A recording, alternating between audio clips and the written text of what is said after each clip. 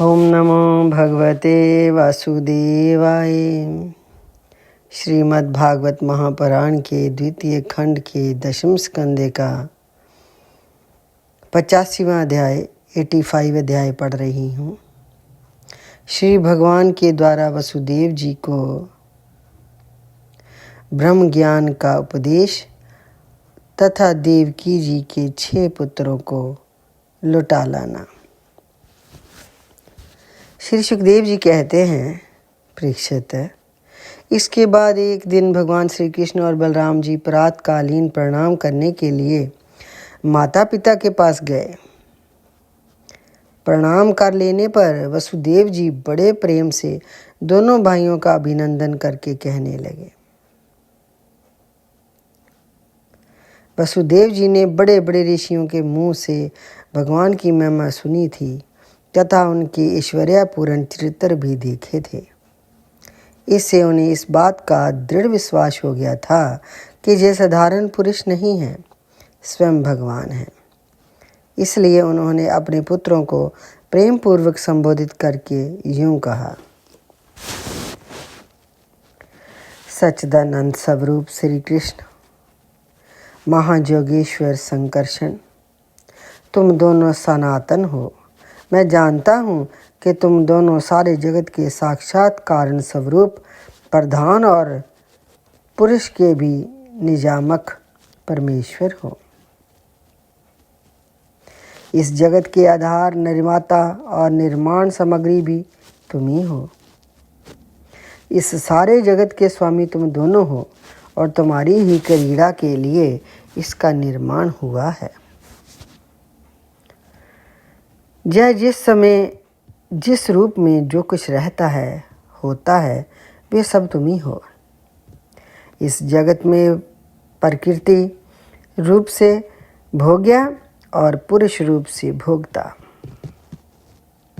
तथा दोनों से परे, दोनों के नियामक साक्षात भगवान तुम ही हो।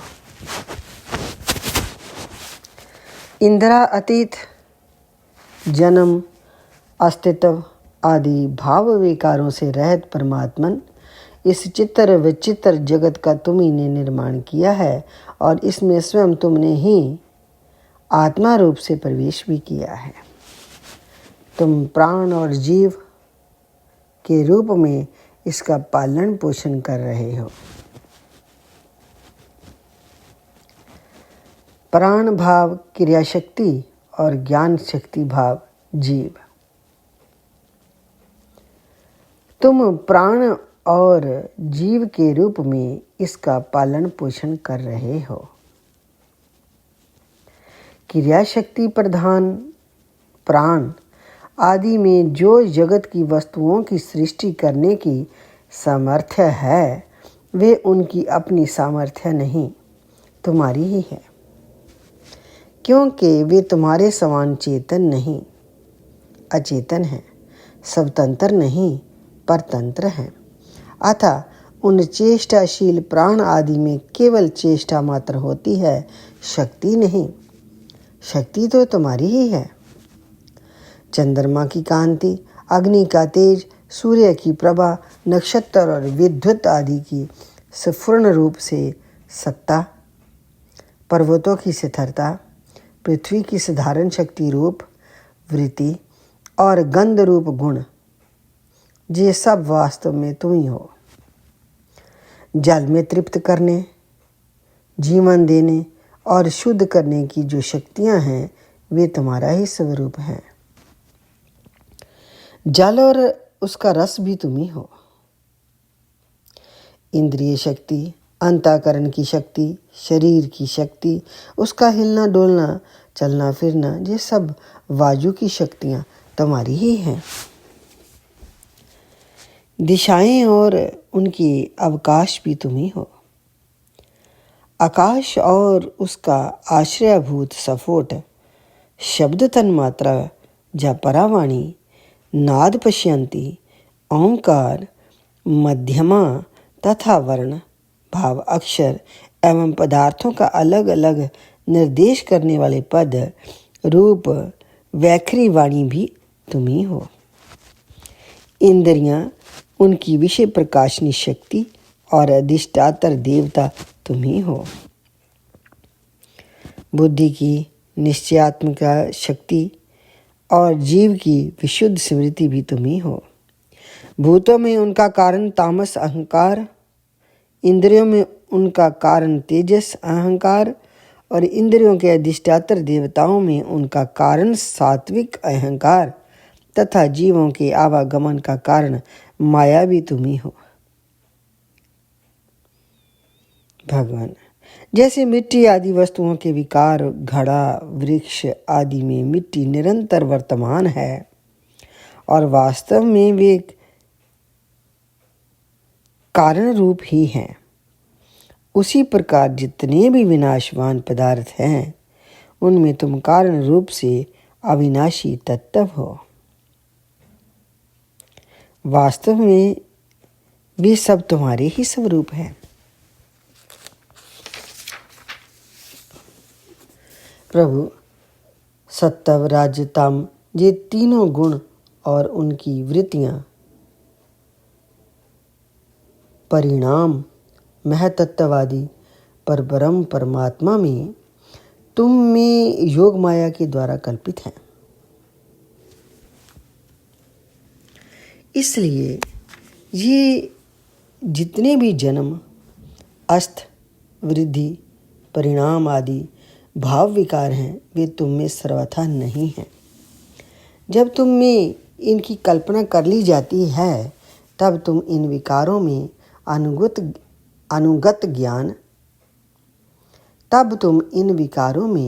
अनुगत जान पड़ते हो। कल्पना की निवृत्ति हो जाने पर तो निर्विकल्प परमार्थ स्वरूप तुम रह जाते हो। यह जगत सत्य, राजतम इन तीनों गुणों का प्रवाह है। देह, इंद्रियां, अंतःकरण, सुख दुख और राग लोभ आदि उन्हीं के कार्य हैं। उनमें जो अज्ञानी तुम्हारा सर्वात्मा का सूक्ष्म स्वरूप नहीं जानते, वे अपने देहाभिमान रूप अज्ञान के कारण ही कर्मों के फंदे में फंसकर बार बार जन्म मृत्यु के चक्कर में भटकते रहते हैं। मुझे शुभ प्रारब्ध के अनुसार इंद्रिय आदि की सामर्थ्य से युक्त अत्यंत दुर्लभ मनुष्य शरीर प्राप्त हुआ, किंतु तुम्हारी माया के वश होकर मैं अपने सच्चे स्वार्थ परमार्थ से ही असावधान हो गया और मेरी सारी आयु यूं ही बीत गई। जय शरीर मैं हूँ और इस शरीर के संबंधी मेरे अपने हैं, इस अहंता एवं ममता रूप स्नेह की फांसी से तुमने इस सारे जगत को बांध रखा है। मैं जानता हूँ कि तुम दोनों मेरे पुत्र नहीं हो, संपूर्ण प्रकृति और जीवों के स्वामी हो। पृथ्वी के भारभूत राजाओं के नाश के लिए ही तुमने अवतार लिया है। ये बात तुमने मुझसे कही भी थी। इसलिए दीन जनों के हितैषी शरणागत वत्सल मैं अब तुम्हारे चरण कमलों की शरण में हूँ, क्योंकि वे ही शरणागतों के संसार भय को मिटाने वाले हैं। अब इंद्रियों की लोलुपता से भर पाया, इसी के कारण मैंने मृत्यु के ग्रास इस शरीर में आत्म बुद्धि कर ली और तुम में जो कि परमात्मा हो पुत्र बुद्धि। प्रभु, तुमने प्रसव गृह में ही हमसे कहा था कि यद्यपि मैं अजन्मा हूँ फिर भी मैं अपनी ही बनाई हुई धर्म मर्यादा की रक्षा के लिए प्रत्येक युग में तुम दोनों के द्वारा अवतार ग्रहण करता रहा हूँ। भगवान, तुम आकाश के समान अनेकों शरीर ग्रहण करते और छोड़ते रहते हो। वास्तव में तुम अनंत एक रस सत्ता हो। तुम्हारी आश्चर्यमयी शक्ति योग माया का रहस्य भला कौन जान सकता है। सब लोग तुम्हारी कीर्ति का ही गान करते रहते हैं। श्री सुखदेव जी कहते हैं कि परीक्षित, वसुदेव जी की ये वचन सुनकर जदुवंश शिरोमणि भक्त वत्सल भगवान श्री कृष्ण मुस्कुराने लगे। उन्होंने विनय से झुककर मधुर वाणी से कहा, पिताजी, हम तो आपके पुत्र ही हैं। हमें लक्ष्य करके आपने ये ब्रह्म ज्ञान का उपदेश किया है। हम आपकी एक एक बात युक्ति युक्त मानते हैं। आप लोग हैं, मैं, भैया बलराम जी, सारे द्वारकावासी, संपूर्ण चराचर जगत, सब के सब आपने जैसा कहा वैसे ही हैं। सबको ब्रह्म रूप ही समझना चाहिए। पिताजी, आत्मा तो एक ही है, परंतु वे अपने में ही गुणों की सृष्टि कर लेता है और गुणों के द्वारा बनाए हुए पंचभूतों में एक होने पर भी अनेक, स्वयं प्रकाश होने पर भी दृश्य, अपना स्वरूप होने पर भी अपने से भिन्न, नित्य होने पर भी अनित्य और निर्गुण होने पर भी सगुण के रूप में प्रतीत होता है। जैसे आकाश, वायु, अग्नि, जल और पृथ्वी, ये पंच महाभूत अपने कार्य घट, कुंडल आदि में प्रकट, अप्रकट, छोटे बड़े, अधिक थोड़े, एक और अनेक से प्रतीत होते हैं, परंतु वास्तव में सत्ता रूप से वे एक ही रहते हैं। वैसे ही आत्मा में भी उपाधियों के भेद से ही नाना तत्व की प्रतीति होती है। इसलिए जो मैं हूँ वही सब है। इस दृष्टि से आपका कहना ठीक ही है। श्री सुखदेव जी कहते हैं कि परीक्षित, भगवान श्री कृष्ण के इन वचनों को सुनकर वसुदेव जी ने नानात्व बुद्धि छोड़ दी। वे आनंद में मगन होकर वाणी से मौन और मन से निसंकल्प हो गए। उस समय वहाँ सर्वदेवमयी देवकी जी भी बैठी हुई थी। ये बहुत पहले से ही यह सुनकर अत्यंत विस्मित थी कि श्री कृष्ण और बलराम जी ने अपने मरे हुए गुरु पुत्र को जमलोक से वापस ला दिया था।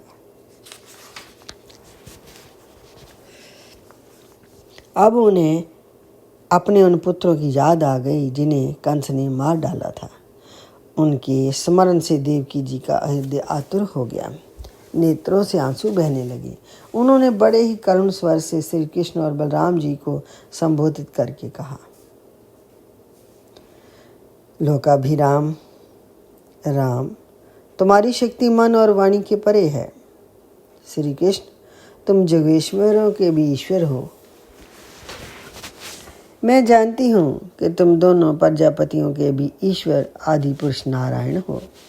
ये भी मुझे निश्चित रूप से मालूम है कि जिन लोगों ने कालक्रम से अपना धैर्य, संयम और सत्व गुण खो दिया है तथा शास्त्र की आज्ञाओं का उल्लंघन करके जो स्वैच्छिक आचरण परायण हो रहे हैं, भूमि के भारभूत उन राजाओं का नाश करने के लिए ही तुम दोनों मेरे गर्भ से अवतीर्ण हुए हो। तुम्हारे पुरुष रूप अंश से उत्पन्न हुई माया से गुणों की उत्पत्ति होती है और उनके लेश मात्र से जगत की उत्पत्ति, विकास तथा प्रलय होता है। आज मैं सर्वांत कारण से तुम्हारी शरण हो रही हूँ। मैंने सुना है कि तुम्हारे गुरु संदीपनी के पुत्र को मरे बहुत दिन हो गए थे। उनको गुरु दक्षिणा देने के लिए उनकी आज्ञा तथा काल की प्रेरणा से तुम दोनों ने उनके पुत्र को जामपुरी से वापस लाया था। तुम दोनों जोगेश्वरों के भी ईश्वर हो, इसलिए आज मेरी भी अभिलाषा पूर्ण करो। मैं चाहती हूँ कि तुम दोनों मेरे उन पुत्रों को जिन्हें कंस ने मार डाला था ला दो और उन्हें मैं भर आंख देख लूँ। श्री सुखदेव जी कहते हैं कि परीक्षित, माता देवकी की ये बात सुनकर भगवान श्री कृष्ण और बलराम दोनों ने योग माया का आश्रय लेकर सुतल लोक में प्रवेश किया। जब दैत्यराज बलि ने देखा कि जगत के आत्मा और इष्ट देव तथा मेरे परम स्वामी भगवान श्री कृष्ण और बलराम जी सुतल लोक में पधारे हैं, तब उनका हृदय उनके दर्शन के आनंद में निमग्न हो गया। उन्होंने झटपट अपने कुटुंब के साथ आसन से उठकर भगवान के चरणों में प्रणाम किया। अत्यंत आनंद से भरकर दैत्यराज बलि ने भगवान श्री कृष्ण और बलराम जी को श्रेष्ठ आसन दिया और जब वे दोनों महापुरुष उस पर विराज गए तब उन्होंने उनके पांव पखार कर उनका चरणोदक परिवार सहित अपने सिर पर धारण किया। परीक्षित, भगवान के चरणों का जल ब्रह्मा पर्यंत सारे जगत को पवित्र कर देता है। इसके बाद दैत्यराज बलि ने बहुमूल्य वस्त्र, आभूषण, चंदन, तांबूल, दीपक, अमृत के समान भोजन एवं अन्य विविध सामग्रियों से उनकी पूजा की और अपने समस्त परिवार, धन तथा शरीर आदि को उनके चरणों में समर्पित कर दिया। परीक्षित, दैत्यराज बलि बार बार भगवान के चरण कमलों को अपने वक्षस्थल और सिर पर रखता था। उनका हृदय प्रेम से विलहल हो गया।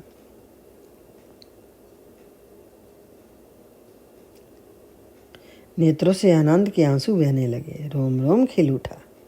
अब वे गदगद स्वर से भगवान की स्तुति करने लगे। दैत्यराज बलि ने कहा, बलराम जी, आप अनंत हैं। आप इतने महान हैं कि शेष आदि सभी विग्रह आपके अंतर्भूत हैं। सच्चिदानंद स्वरूप श्री कृष्ण, आप सकल जगत के निर्माता हैं।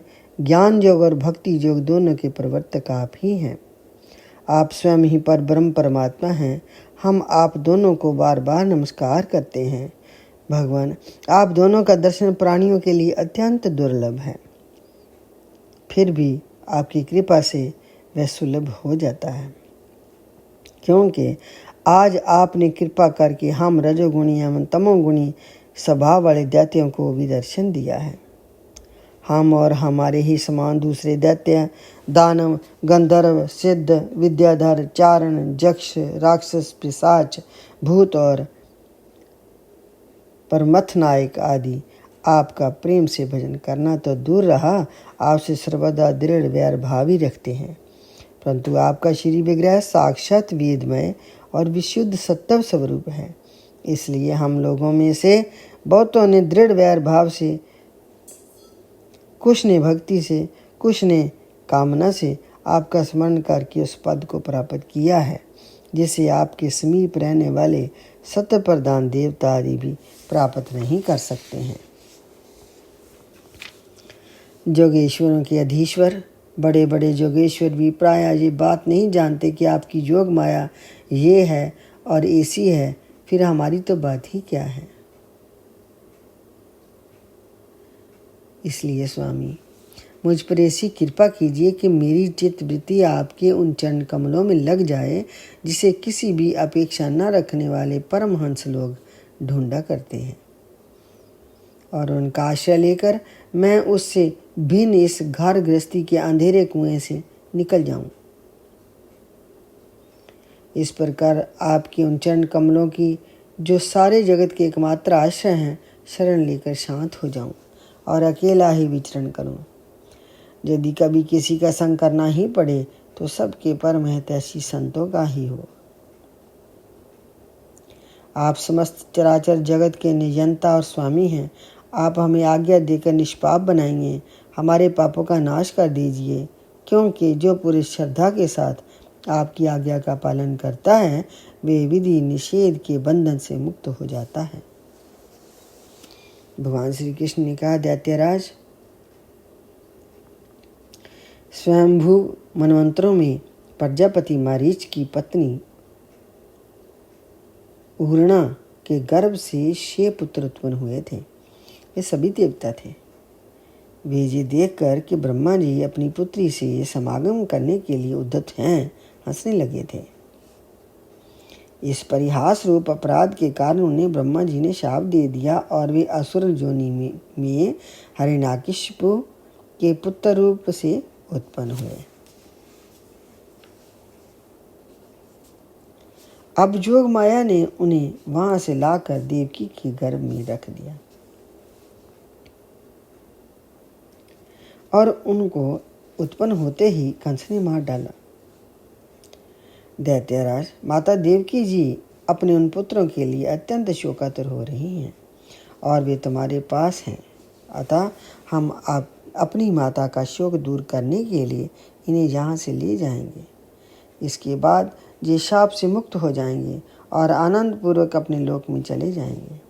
इनके 6 नाम हैं: समर, उद्गीत, परिश्वंग, पतंग, कुशुद्रभृत और घृणी। इन्हें मेरी कृपा से पुनः सद्गति प्राप्त होगी। इतना कहकर भगवान श्री कृष्ण चुप हो गए। दैत्यराज बलि ने उनकी पूजा की। इसके बाद श्री कृष्ण और बलराम जी बालकों को लेकर फिर द्वारका को लौट आए और तथा माता देवकी को उनके पुत्र सौंप दिए। उन बालकों को देखकर देवी देवकी के हृदय में वात्सल्य स्नेह की बाढ़ आ गई। वे बार बार उन्हें गोद में लेकर छाती से लगाती और उनका सिर सूंघती। पुत्रों के स्पर्श के आनंद से सरबोर एवं आनंदित देवकी ने उनको स्तनपान कराया। वे विष्णु भगवान की उस माया से मोहित हो रही थी जिससे ये सृष्टि चक्कर चलता है। परीक्षित, देवकी जी के स्तनों का दूध साक्षात अमृत था। क्यों ना हो भगवान श्री कृष्ण जो उसे पी चुके थे। उन बालकों ने वही अमृत में दूध पिया। उस दूध के पीने से और भगवान श्री कृष्ण के अंगों का स्पर्श होने से उन्हें आत्मा साक्षात्कार हो गया। उसके बाद उन लोगों ने भगवान श्री कृष्ण, माता देवकी, पिता वसुदेव और बलराम जी को नमस्कार किया। परीक्षित, देवी देवकी देखकर अत्यंत विस्मित हो गई कि मरे हुए बालक लौट आए और फिर चले भी गए। उन्होंने ऐसा निश्चय किया कि जिस श्री कृष्ण का ही कोई लीला कौशल है। परीक्षित, भगवान श्री कृष्ण स्वयं परमात्मा हैं। उनकी शक्ति अनंत है। उनके ऐसे ऐसे अद्भुत चरित्र इतने हैं कि किसी प्रकार उनका पार पाना नहीं पाया जा सकता, क्योंकि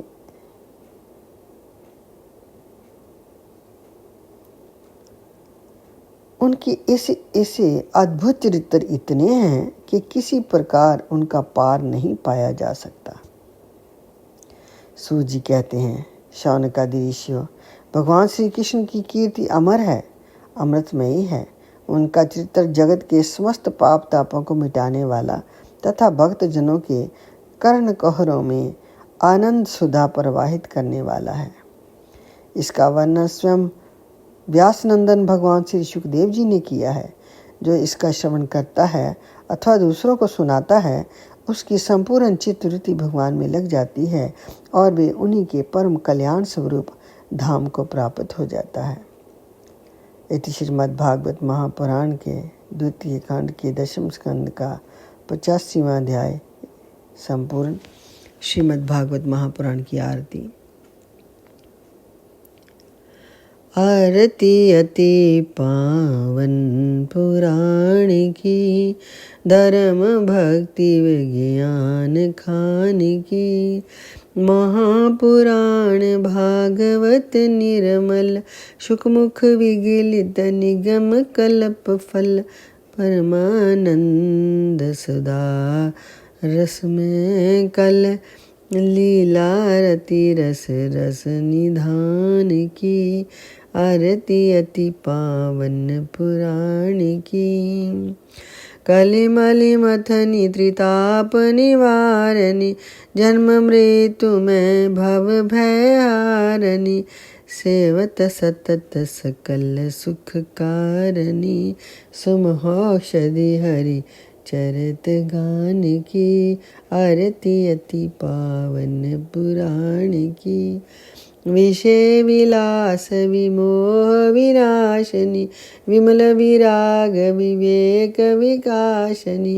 भगवत तत्व रहस प्रकाशनी, परम ज्योति परमात्म ज्ञान की। आरती अति पावन पुराण की। परमहंस मुनि मन उल्लासनी, रस हृदय रस रास विलासनी। भुक्ति मुक्ति रति प्रेम सुदासिनी, कथाया किंचन प्रिय सुजान की। आरती अति पावन पुराण की। धर्म भक्ति विज्ञान खान की। ओम नमो भगवते वासुदेवाय।